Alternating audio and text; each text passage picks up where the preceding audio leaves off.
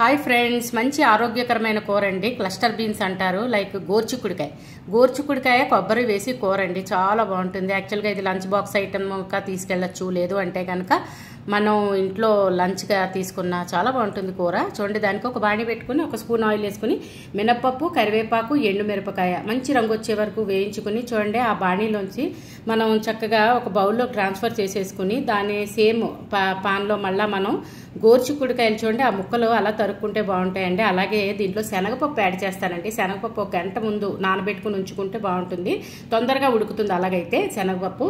అలాగే కొద్దిగా కొబ్బరి, పచ్చిమిరపకాయ పేస్ట్ చేసి ఉంచుకోవాలండి. చూడండి ఆ బరబాటి ముక్కలు ఆ బాడీలోకి వేసుకున్న తర్వాత మనం కొద్దిగా సాల్ట్, అలాగే కొద్దిగా ఎండుమిరపకాయలు వేసుకుంటే చిన్న కారం పడుతుందండి. మరి అవి కొద్దిగా చప్పగా ఉంటాయి కదా, అందుకు దానికి అలా శనగపప్పు కూడా నానబెట్టింది వేసుకుని చక్కగా ఒక్కసారి ఉప్పు అంతా కలిసేలాగా కలుపుకుని మనం హాఫ్ గ్లాస్ వాటర్ పోసుకుని చక్కగా మూత పెట్టుకుని 10 నుంచి పావు గంట 20 నిమిషాలు పడుతుందండి. ఎందుకంటే గోర్చిక్కుడికాయ కొంచెం గట్టిగా ఉంటుంది, లైక్ బీన్స్ కానీ బర్బాటి కానీ తొందరగా కుక్ అవుతాయి.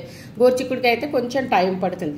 దానికి అలాగా మధ్య మధ్యలో మనం ఒకసారి అట్ల కాడతో కలుపుకుంటూ ఉంటే కనుక వాటర్ ఉంటే ఓకే, ఉడికిపోతే లేదు కనుక కొద్దిగా వాటర్ యాడ్ చేసుకుని మళ్ళీ మూత పెట్టి మనం పావు గంట నుంచి 20 నిమిషాలు ఉడికించుకోవాలి. చెప్పాను కదండి, కొబ్బరికాయ, పచ్చిమిరపకాయ రెండు కలిపి ఆడుకోవాలండి మిక్సీలో.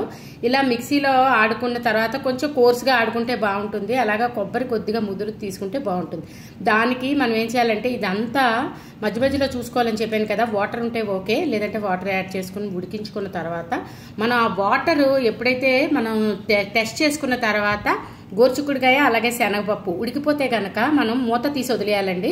ఉన్న ఎక్సెస్ వాటర్ అంతా డ్రై అయిపోవాలి. డ్రై అయిపోయిన తర్వాత మనం ఇందాకలా ఆడిపెట్టి ఉంచుకున్నాం కదండి కొబ్బరి, అది కూడా యాడ్ చేసుకుని ఒక్క 5 మినిట్స్ వేయించుకుంటే కూర రెడీ అండి. దీన్నంతా తీసుకుని మనం మంచి బౌల్లోకి వేసుకున్న తర్వాత ఇందాక తాలింపు వేసుకున్నాం కదండి, ఆ తాలింపు దాని మీద వేసుకుని తీసుకుంటే చాలా బాగుంటుంది. అయితే ఎప్పుడు చెప్తుంటాను కదా, తాలింపు మనం రైస్తో తీసుకునేటప్పుడు కలిపి తీసుకుంటే పోపు పళ్ళ కింద పడి చాలా బాగుంటుంది. లేదు కదా, తీసుకోలేని వాళ్ళు ముందే కలిపేసుకుని రైస్ తీసుకునేటప్పుడు తీసుకుంటే చాలా బాగుంటుంది. మీరందరూ కూడా ఈ కూర ఈ విధంగా ట్రై చేసి మీకు ఎలా వచ్చిందో కామెంట్ పెట్టండి. అలాగే నా ఛానల్ సబ్స్క్రైబ్ చేసుకోకపోతే సబ్స్క్రైబ్ చేసుకోండి. ఒకవేళ చేసుకున్నట్టయితే కనుక మీ ఫ్రెండ్స్తో, రిలేటివ్స్తో తప్పకుండా షేర్ చేయండి. కొత్తగా చూస్తున్న వాళ్ళు తప్పకుండా సబ్స్క్రైబ్ చేసుకోండి. మరిన్ని ఆరోగ్యకరమైన వంటలు నేను చేసినవి మీకు చేరాలంటే నా ఛానల్ సబ్స్క్రైబ్ చేసుకోవాలి కదండి. So friends, please subscribe to my channel.